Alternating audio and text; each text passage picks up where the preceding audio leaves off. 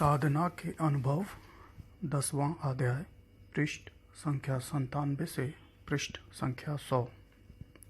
समाधि। अब आगे उपासना की समाधियों की ओर आइए। चित्त का समाहित होना ही समाधि कहलाती है। ध्यान की एक ऐसी गहरी अवस्था जिसमें ध्याता को अपना और अपने से बाहर की वस्तुओं का ज्ञान न रहे समाधि कही जाती है। प्रत्येक कोश के पार होने के लिए साधन अलग अलग होते हैं, जैसा कि हम पहले बता आए हैं। हठ योग प्राणायाम कोश का साधन है। उसकी दूसरी ओर है जो जड़ समाधि के नाम से प्रख्यात है। उपासना मनोयोग कोश में पहुंचाती है और इस समाधि दूसरी है। इसी प्रकार विज्ञानमय और आनंदमय की भी समाधियां हैं, जो आगे उनके प्रसंग आने पर बताई जाएंगी। यहाँ पर केवल मनोमय कोश की समाधि का ही वर्णन किया गया है। प्रत्येक कोश में सत, रज और तम प्रकृति के 3 गुण व्यापक रह के अपना अपना काम करते रहते हैं। इसलिए प्रत्येक कोश की समाधि इन्हीं गुणों के संयोग से 3 प्रकार की हो जाती है। मनमय कोश में भी समाधि के यही 3 भेद रहते हैं। नीचे उनका संक्षेप में विवरण देते हैं। हमारे यहाँ के साधकों को एवं उपासकों को यह पढ़ के अपनी हालत का अंदाज़ा लग सकेगा और कभी कभी जो भ्रम उनके अंदर फूट निकलता है वह दूर हो सकेगा। जागृत समाधि। उपासना के साधन धारणा और ध्यान है। जब उपासक इसमें आगे बढ़ता है तो एक अवस्था आती है जिसमें उसे अपना ज्ञान नहीं रहता, अपने से बाहर की वस्तु का ज्ञान नहीं रहता, परंतु लक्ष्य का ध्येय का ज्ञान बना रहता है। उसे वह सम्मुख देखता रहता है। यद्यपि यह स्वरूप उसी की कल्पना का होता है, असली नहीं होता, परंतु फिर भी वह अपनी भावनाओं की एक हद तक पूर्ति इसमें होती है।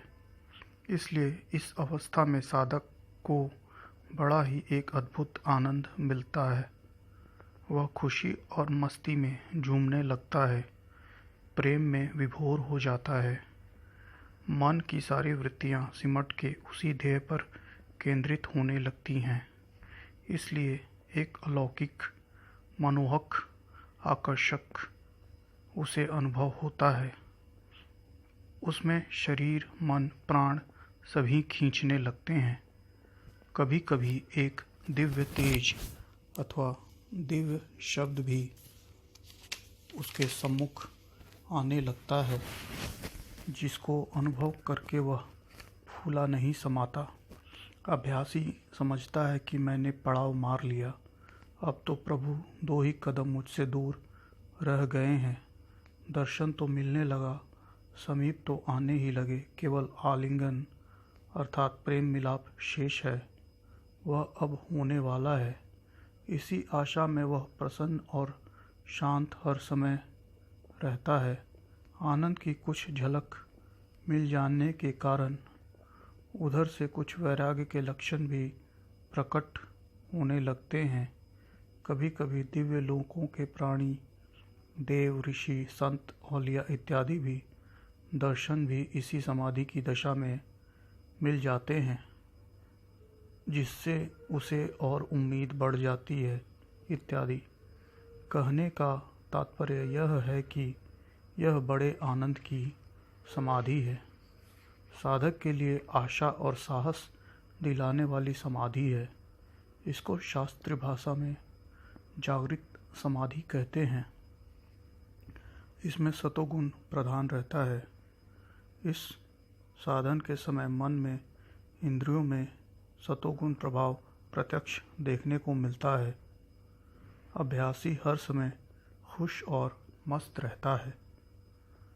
जिस तरह संगीत में प्रथम स्वर अर्थात खर्च पर अधिकार हो जाने अथवा वर्णमाला के प्रथम अक्षर अर्थात अ को सीख जाने पर शेष सारे स्वर या वर्णमाला के अक्षर सुगमता से आ जाते हैं, उसी तरह योग में इस प्रथम समाधि के सिद्ध हो जाने पर शेष आगे की अवस्थाओं में विशेष परिश्रम नहीं करना पड़ता।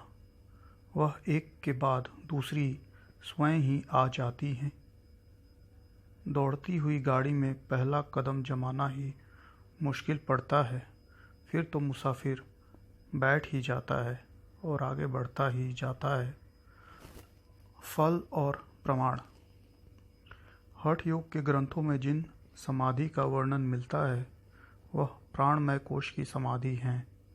महर्षि पतंजलि जी ने अपने योग दर्शन में जिन समाधियों को बताया है वह विज्ञानमय कोश की हैं। वह इन मनोमय कोश की समाधियों को साधन की ही एक विशेष अवस्था मानते हैं। समाधि नहीं बल्कि समाधि तक पहुँचने का वह अभ्यासी अधिकारी बन पाता है जो इन अवस्थाओं में गुजरता हुआ मनोमय कोश को पार हो गया है, ऐसा उनका मत है। इन उपासना की समाधियों की कुछ कुछ व्याख्या मांडुक्य उपनिषद में आई हैं। उसका मंत्र नीचे दिया जाता है। जागरितस्थानो वैश्वनरोकारः प्रथमा मात्रा तदारादि मत्वाद्वानोक्तिः वै सर्वान् कामानाश्चिद भवति एवं वेद। अर्थात जागृत अवस्था में प्रवेश हुआ जीव वैष्णवार बन जाता है। यह ओंकार ब्रह्म की प्रथम मात्रा अर्थात पहला चरण है।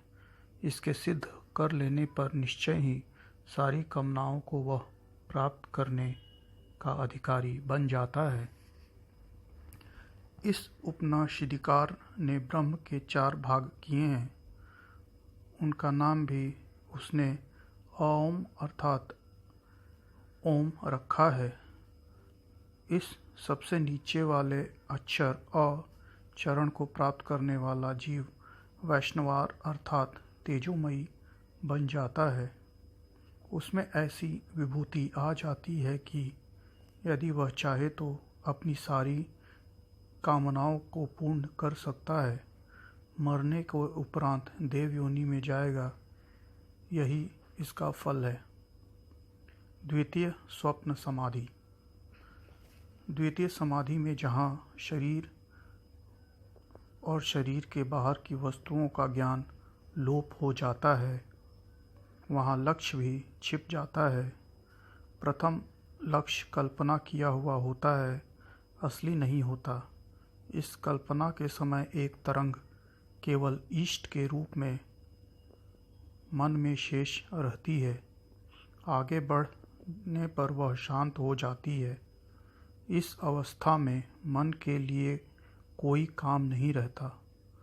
मन का स्वभाव है कि वह बेकार बैठना एक क्षण को पसंद नहीं करता, इसलिए वह अंतःकरण में प्रवेश हो जन्मांतरण को इकट्ठे किए हुए संस्कारों के पन्ने उलटने लगता है। उस वक्त स्वप्न की दुनिया की तरह एक के बाद एक संस्कार उभर कर उसके सम्मुख आने लगते हैं। सिनेमा की फिल्मों की तरह उनकी लड़ी लग जाती है और मन उनमें विहार करने लगता है। यह आंतरिक जगत के तमाशे कुछ अच्छे और आनंददायक होते हैं, पर कुछ बुरे व कष्टदायक होते हैं।